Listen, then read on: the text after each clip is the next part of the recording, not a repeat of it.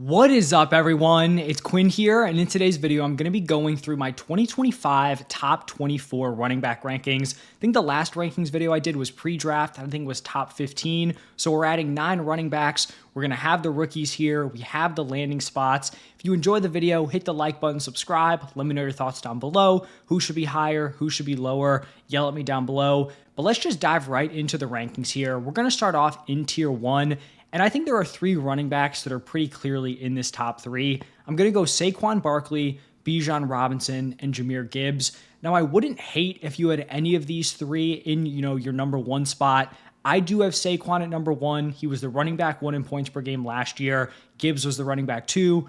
Bijan was the running back 3. I think if you were to make an argument against Saquon, it would just be the overall usage that he had last year. 436 total carries, and it would kind of just be betting on the fact that you don't think, that's sustainable. Maybe he finds an injury, maybe the efficiency falls off just with how much he was used last year, but he's going to be on, one of the best offenses in the league, the best rushing attack. I'm confident that he's going to be fine, so I am going to have him here as my running back 1.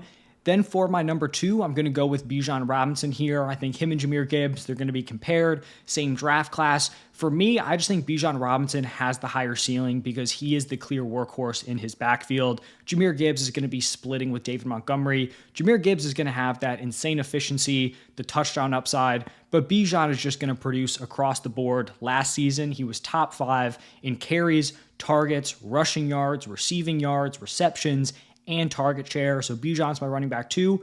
Wouldn't hate him up at running back 1. And then Jahmyr Gibbs here as my RB3.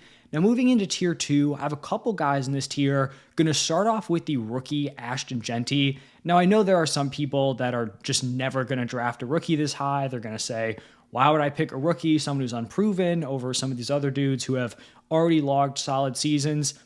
That's fine. Not really the way I play fantasy football. I think we just project Ashton Jeanty this year, and I think he is one of these guys that could compete to be the running back 1 as a rookie. He was the 6th overall pick. He has a 3-down skill set. He's going to go into an offense, which even though they picked very early in the draft, kind of a revamped unit, they have a solid core with Geno Smith at quarterback, Brock Bowers at tight end. You have Jacoby Myers, Jack Besh in the wide receiver room. And then the running back depth is just very, very weak, where you did have a guy like Bijan Robinson, where people expected him, including myself, to be like a mid to high end running back 1 in year 1. And then all of a sudden he's in this just locked in committee with Tyler Algier, and it's just a gross situation.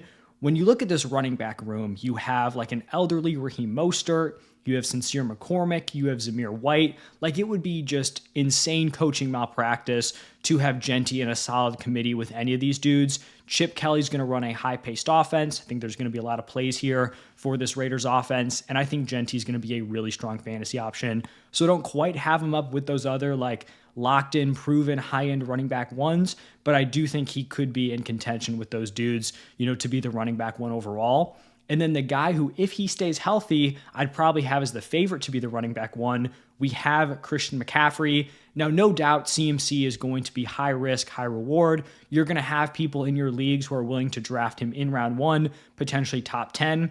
That's probably going to be me. You're also going to have people, you might be watching this video and you're like, I'm not drafting Christian McCaffrey within the first 2-3 rounds. Like, you just won't touch him with a 10-foot pole. And I understand both perspectives, right? In his last 7 seasons, he has had 4 healthy seasons where he has been a top 2 running back in points per game, twice as the running back 1. And then he's just had 3 super injury-riddled seasons where he's pretty much cost you your league, right? Because you're spending a round 1 pick on him. If he flops and he's injured and you're expecting a 20-plus point per game running back and all of a sudden you're getting nothing, that could kill, your upside in your fantasy league. We've gotten some positive reports about his injury recovery. And I'm just in a spot here where if I'm going to be in like 10 to 12 redraft leagues, I want Christian McCaffrey for sure in one of them. I probably want him in at least 2 of them just based on the upside. And if this year he's going to go like 1-2 turn area, you're just betting on health. And if the health is there, you're getting the 101 in like the 1-2 turn spot. And it's just an insane value. So CMC, I have him here as my number 5 running back. I completely understand if you're out. Personally, I'm going to be in on him based on the upside. Also, you just look at this 49ers offense, right? Like, it's going to run through him like it has in the previous years where he has been healthy. Now, kicking off tier 3, I have 3 guys in this tier. We have Devon Achane, Derrick Henry, Jonathan Taylor, different players kind of in different spots of their career. I've always been a very big Devon Achane guy. He's put up 17 plus points per game in back-to-back seasons, and both of those seasons, the point per game number is kind of wonky. His rookie season, he had a few games where he left very early on with injury, which kind of held back his point per game number.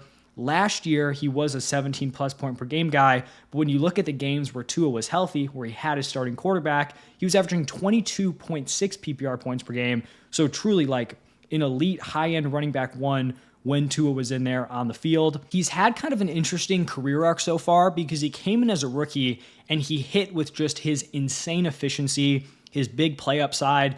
The dude on like a pretty decent sample size was averaging 7.8 yards per carry. Now, obviously you weren't expecting that, nearly 8 yards per carry to translate into year 2, but you were kind of expecting like he's going to be a hyper efficient running back. That really was not the case last year. The run game really suffered for the Dolphins, but he stepped up in another area and was super involved as a pass catcher.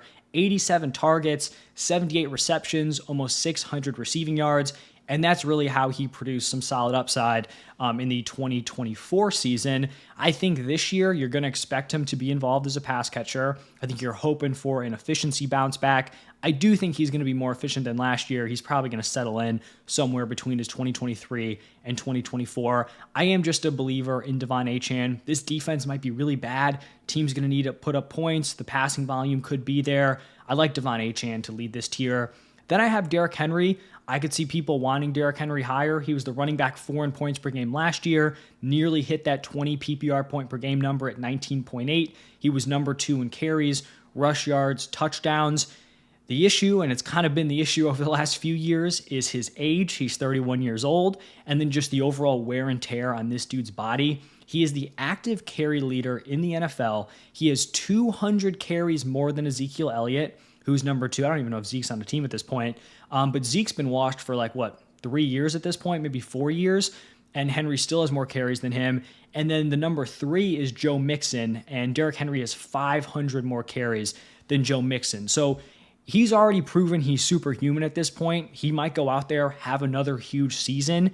I probably want him in at least one league, but I am going to be a little bit hesitant just based on the age, the fact that this thing really could fall apart at any point. But Derrick Henry's still going to be here in tier 3. And then I have Jonathan Taylor. He was the running back 7 in points per game last year, really kind of boosted his production at the very end of the season. Last 3 games, put up 39.8, 27.6, and 25 PPR points.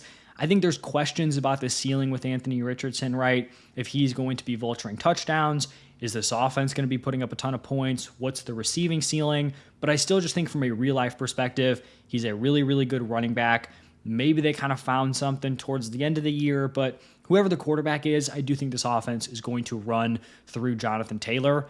Then tier 4 is going to be another tier with 3 running backs. I have Bucky Irving, Chase Brown, and Josh Jacobs. Bucky Irving was one of the most fun players to watch last year. He kind of has a slow start to the season, working his way into the lineup. First 10 games, averages 11.8 points per game on 12.4 opportunities per game. Then in his last 7, really breaks out, 18.3 points per game, 19.3 opportunities per game. I think some of the concern that people have might be, a potential split with Rachaad White. He is a smaller back, probably not someone you want taking 21, 22, 23 opportunities per game. But so what the concerns would kind of be like, can he get production as a receiving back? What's the touchdown upside? He actually had 12 goal line carries to Rachaad White's 3 last year, so they were totally fine using him near the goal line. The issue, I guess, that potentially capped some of his upside was his receiving usage. So last year, Rachaad White had a 53% route participation. Bucky Irving was down at 33%. Now, I don't think that means that the team views Rachaad White as the better pass catcher. I think it means that they view Rachaad White as a really, really strong pass blocker, which is going to get him out on the field more. I don't know if that changes a ton this year, but he's a proven, talented running back, had a really nice season, has receiving upside. They're not afraid to use him near the goal line. I think he's going to have a really nice year too. Then we have Chase Brown, someone who had some concerns Heading into the draft, the Bengals could have brought in legit competition. They did not. All they've done this offseason at the running back position is add round 6 Taj Brooks and then Samaje Perine. And so, like, if these guys really eat into the usage of Chase Brown, like, it just was probably never going to happen for him. And we look back to last season, just some really serious splits, difference in production when he had Zach Moss kind of sharing the backfield early on, and then when Zach Moss ended up having that season-ending injury. So with Zach Moss, 8 games, 11.3 PPR points per game, was kind of gaining momentum, but still not someone that you viewed as like a super solid start. And then 8 games without Zach Moss, 20.9 points per game, 18.9 carries, 5.5 targets per game, just an all-around workhorse, super productive. Like I said, they didn't add a ton of competition. I don't think he's going to have the same workload we saw towards the end of last year, but he is lined up to have really solid usage this year on one of the best offenses in the NFL. Chase Brown, really solid option here in tier 4. And then the last guy here, we have Josh Jacobs. Solid first season with the Packers, 17.2 PPR points per game, hitting the touchdown department, 4th in touchdowns, 3rd in red zone touches. I am just a little bit sketchy about the usage here and a potential committee. I obviously think Josh Jacobs is going to lead the backfield, but I do think they wanted to run a little bit of a committee last year. He had a sub 70% opportunity share. They spent a day 2 pick on Marshawn Lloyd. The dude just could not get healthy, so they never really had the opportunity to do anything with him. Do we see more Marshawn Lloyd this year? Not that that's going to take Josh Jacobs out of top 12 running back territory or anything, but I think it just might cap the upside. We know LaFleur likes to use a running back by committee. He even did it with Derrick Henry when he was with the Titans. So I think the upside might be limited, but still someone you're obviously going to trust in your lineup on a week-to-week basis. Then moving into tier 5 here, this is going to be a really large tier, and I think there's some really nice depth at the running back position. Like when I was going through my top 24 running backs compared to the wide receivers, like once you're getting outside the top 13, 14 wide receivers, it starts to feel kind of gross.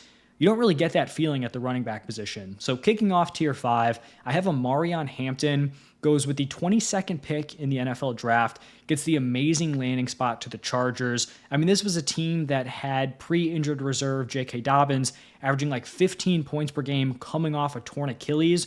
The Chargers have shown that they want to run the ball. They had the 10th lowest pass rate last season, despite averaging the 8th fewest yards per attempt of any team. So they were an inefficient rushing attack. They have Justin Herbert at quarterback. You have Ladd McConkey, and they were still a team that wanted to run the ball a lot. I think Najee is probably going to be somewhat of a nuisance early on. They signed him in free agency. He's been a volume sponge throughout his career, but you don't draft Hampton in round 1 to put him in like a 50-50 split for the entire season with Najee Harris, who you signed to a 1-year deal. So it might be kind of a slow start. It might be a situation where he kind of backlogs his points. Might be frustrating first few weeks, first 5-6 weeks, but he should pull away towards the end of the season. And I think he's going to have a really nice close. Someone who I'm like positive I'm going to be talking about as like a buy low candidate early on if someone's frustrated with Najee early in the season. So still believe in Marion Hampton. Like maybe he's lower in points per game than some of these other dudes, but when you need him in the playoffs, I do think he's going to be coming through. Then my running back 13 is going to be Breece Hall. Kind of a weird overall situation here. He had a really strong 2023 coming off a torn ACL, was the running back 6 in points per game. Would have been even higher if you take off those first, I think it was 4 games where he was on a snap count. Then last season, you're getting the quarterback. You think the offense is going to be better. He's only the running back 17 in points per game. There have been some trade rumors this offseason. You have a new coaching staff, new quarterback with Justin Fields coming in. This is kind of a spot where I'm still just a believer in the talent of Breece Hall. I think he's a really impressive 3-down running back. I think he has that receiving upside, big playability, and I do think this could be a really solid rushing attack with Justin Fields at the quarterback position. I think that efficiency could bounce back for Breece Hall. I do think the upside is just a little bit capped. Like, is he going to have a crazy high receiving ceiling with a mobile quarterback? He's going to probably get vultured near the goal line by Justin Fields, but I still think he can have a strong season and be a potential running back 1. Then my running back 14 is going to be James Cook, another guy who I think is probably capped in the upside department. He was the running back 11 in points per game last season, was hovering around the 15 opportunities per game area, only 25th in opportunity share, but he's going to be really efficient on this offense, with Josh Allen at the quarterback position. Josh Allen will kind of vulture touchdowns, but James Cook's still hitting that area last season. There had also been some potential rumors about him wanting a new contract, potentially holding out. At this point, he is not expected to hold out, which is obviously just going to be a plus for kind of knowing what you're getting if you're drafting him in fantasy. Then my running back 15 is going to be Kyren Williams. Now, I'll admit right here, I'm probably going to be much lower than consensus when it does come to Kyren. He's coming off of really strong back-to-back seasons, has had really impressive usage in 2023, 2024. He was fourth in opportunity share in 2023, second last season. This past year, he was the running back 10 in points per game. This just comes down to me not trusting the usage coming into 2025. Now, I also had those same concerns last year, and I was wrong. So certainly could be wrong again. But you have like this day 3 running back. I don't see them wanting to commit to him long term. Like, are you going to pay him when you drafted Blake Corum round 3, Jarquez Hunter in round 4?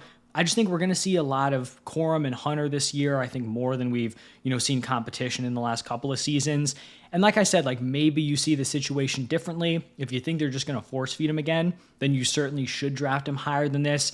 He's someone where I'm just kind of fine passing on him and spending late round darts on Corum or Hunter. Like, that's probably the approach that I'm going to take. So Kyren here is my running back 15, but expecting some people to disagree with that. Then my running back 16 is going to be Joe Mixon, coming off a season where he was the running back 9 in points per game, really solid usage, 5th in opportunity share, 6th in red zone touches. The production did kind of tank in the last 6 games. First 8 games, 22.6 points per game. Looked like he was going to be a league winner. Last 6 fell all the way down to 10. Obviously, the offensive line was really, really rough. Kind of an aging running back, but still probably going to be a volume sponge and be a really solid option. I'm totally fine drafting him in like the mid to high end running back 2 territory. Then running back 17, we have a rookie running back here in RJ Harvey. He goes late round 2 to the Broncos. Broncos were an elite landing spot for the running back position.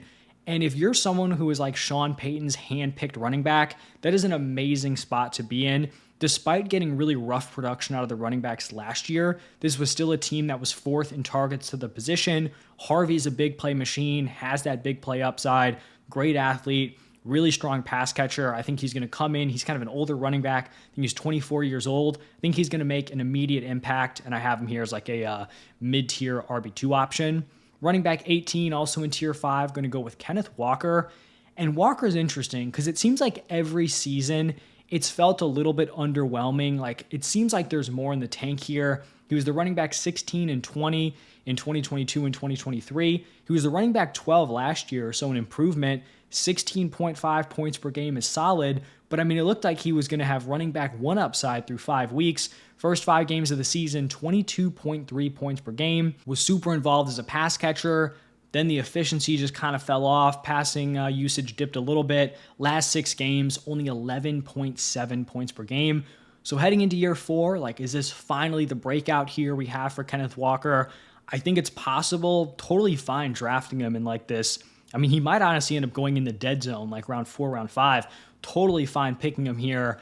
Obviously, there's always going to be stuff with him and Zach Charbonnet, like what's the split looking like. But I do just think he's a good NFL running back. And so if I have to pay a mid-tier RB2 price to get him, I think that is very fair. My running back 19 is going to be Chuba Hubbard.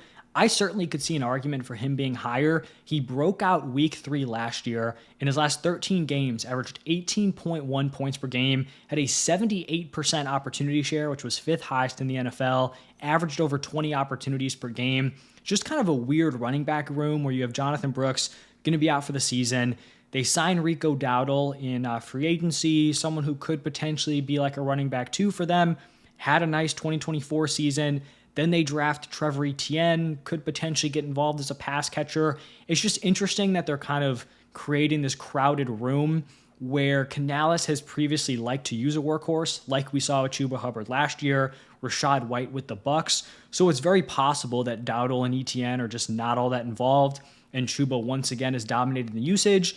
It's also possible that maybe he's getting some early down stuff taken from Rico. Etienne's taking some of that receiving work, and it's kind of like a gross situation where he's in that fringe running back 2 area. But you can certainly paint the picture that Chuba Hubbard has some real upside this season. And I want to say pre-draft, I had him like as a pretty early running back too. So these guys are all in the same tier for a reason. They're all fairly close together. Then my running back 20 to close out this tier, we have Alvin Kamara, someone else who seems kind of low because just last season he was the running back 5 in points per game at 18.9. That is back-to-back top 5 seasons for him. He has 4 top 5 seasons in points per game in the last 5. So even though he's aging, he's going to be 30 years old, he's still producing, but he is aging. You have a new coaching staff. It's probably going to be a rough offense. Is he going to have the same usage he had last year? Now, the good thing for Kamara is he's always someone who's just going to be like peppered as a pass catcher. That's going to be his bread and butter. And so it's also possible that he just ends up getting underdrafted once again, where last season it was like, oh, he was the running back 1, but the usage was kind of gross. They were just force feeding him. It's probably not going to happen again. Then, it just happens again. So maybe it happens again here in 2025. But right now, he's going to be my running back 20. And then moving into my final tier here for this video, tier 6, going to start off with Travion Henderson.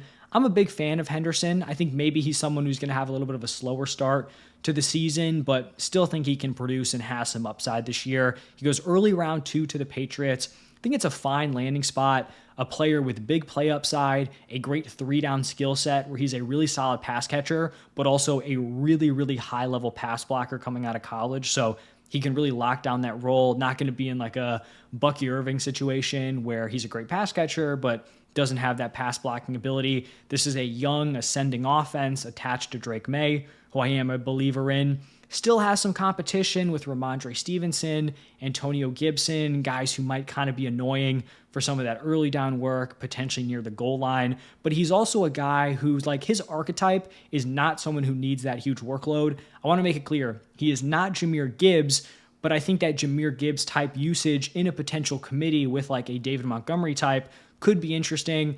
Obviously, you want to be on like a top tier offense to have that split really hit for upside. But I think this year he could easily be a running back 2, and probably someone like Hampton, who's going to be backloading his points, could definitely see the workload growing later on in the year. Then my running back 22, someone in a very different stage in their career. We have James Conner coming off a season where he was the running back 15 in points per game last year. He's actually put up 15 plus point per game seasons in 4 straight years. Had solid usage last year, 14.8 carries, 3.4 targets per game. Offense, I think, should probably take a leap from last year. Another year with Trey McBride, Marv heading into year 2. I do think there's questions about Trey Benson, right? He was a day 2 pick last year. Does he kind of carve out more work?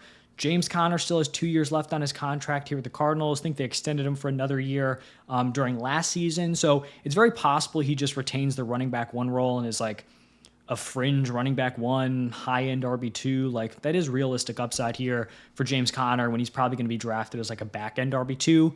Kind of a guy in an interesting spot, David Montgomery, someone who without an injury isn't going to have a ton of upside. Like, if Jahmyr Gibbs doesn't get hurt, David Montgomery is not going to be a running back 1, but he was the running back 16 in points per game last year, so it's not like his floor is crazy low. And then he does just have that nuclear upside if Jahmyr Gibbs were to go down, where Jahmyr Gibbs is missing a game.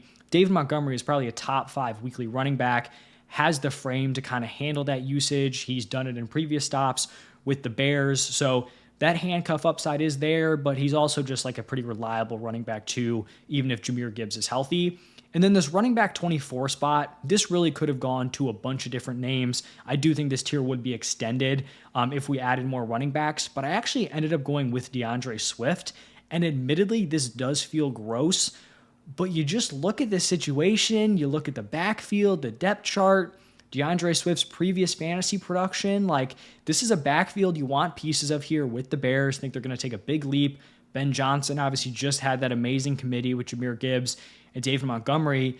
And then it was like, all right, they're going to sign someone in free agency, or they're going to spend a high draft pick on a dude, and they didn't do either. Their current running back 2 and 3 are Roshan Johnson and Kyle Monungai.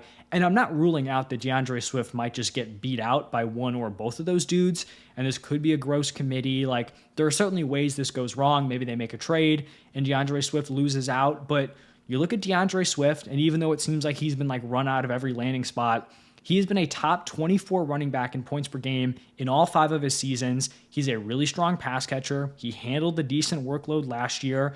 And like I said, the Bears could still make a move, but right now DeAndre Swift is sitting very, very pretty. And even if you're not a huge believer in the talent, like, all right, are you making the case that Roshan Johnson's going to step in and just like bury DeAndre Swift, or that round 7 or round 6, Kyle Monungai's going to come in and be the guy? Like, there's just not a lot of competition at this point. And so DeAndre Swift in a very good spot. He is my running back 24. But that is going to wrap it up for my top 24 running backs. Let me hear your thoughts down below. Who's too high? Who is too low? Thank you all for stopping by, and I will see you in the next one. Stay tuned for the top 24 wide receivers, probably coming out in a few days.